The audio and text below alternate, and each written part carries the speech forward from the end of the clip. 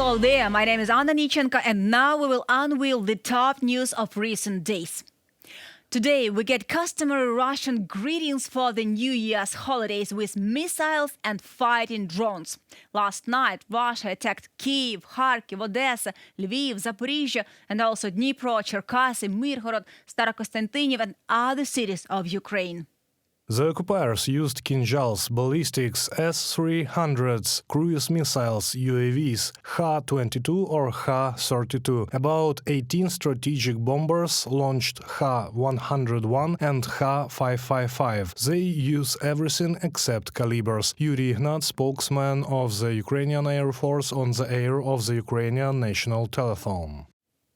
As a result of shelling, a maternity hospital and a shopping center were hit in Dnipro. Residential buildings were damaged in Zaporizhia, Konotop, and Odessa. Damage was also recorded in the Lviv, Poltava, and Kyiv regions. In Lviv, 3 schools and a kindergarten were damaged. In Kyiv, the building of the Lukyanivska metro station, warehouse, and several residential buildings in several districts were damaged.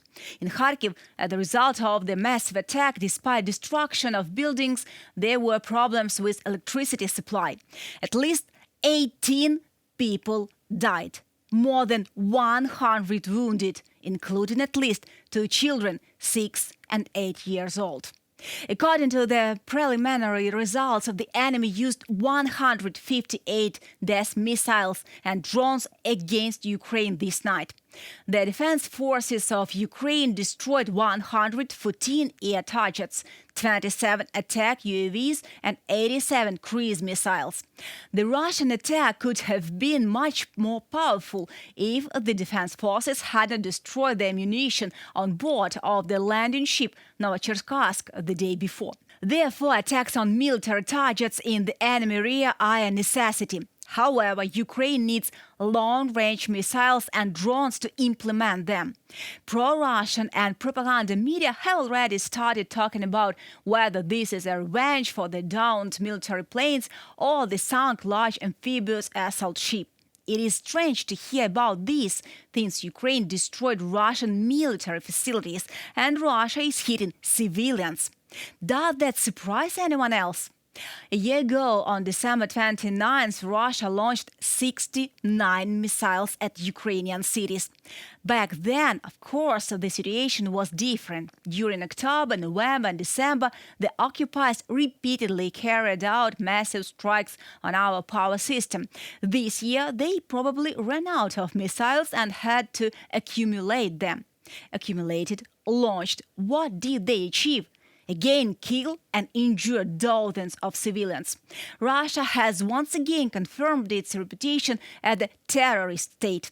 Its attack on Ukrainian cities are no different from the Nazi bombing of London during World War II. The record-breaking enemy attack before the New Year aimed to kill and injure as many peaceful Ukrainians as possible to demoralize Ukrainian society. The Ukrainian air defense has once again proved its skill, saving hundreds of lives of civilians, disrupting Russia's bloody plans. However, to protect the sky more effectively, Ukraine needs a higher number of modern air defense systems as well as F-16 aircraft. And one more. During today's attack, an unknown object entered the airspace of a NATO country. Again, this time in Poland, although it happened early there were also Russian drones in Romania. These incidents can't be ignored for a long time, but it once again confirms that the war is much closer to the NATO countries than it might seem, and it will not be possible to avoid. The information about the rocket or whatever it was over the sky of Poland brings us to today's second topic.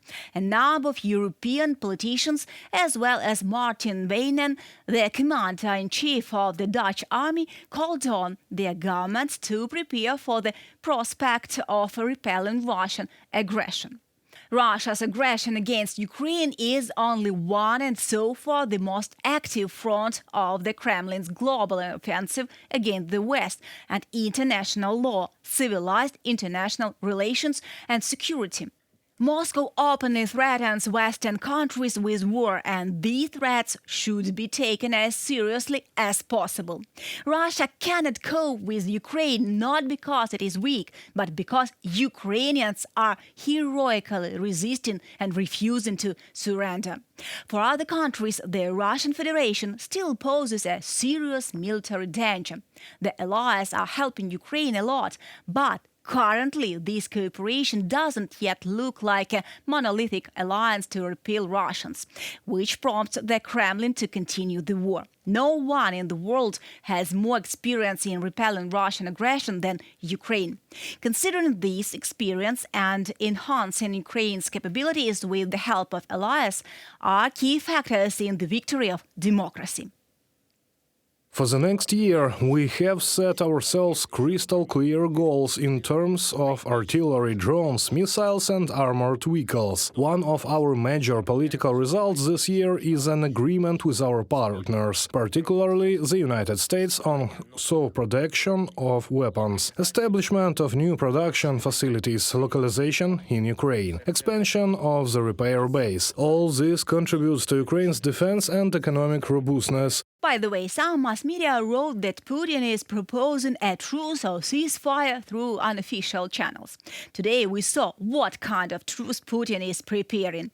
I hope that now Ukraine will receive even more support and weapons, which in turn will lead to the Russia loss. Because we destroy their warplanes and ships, they attack women and children.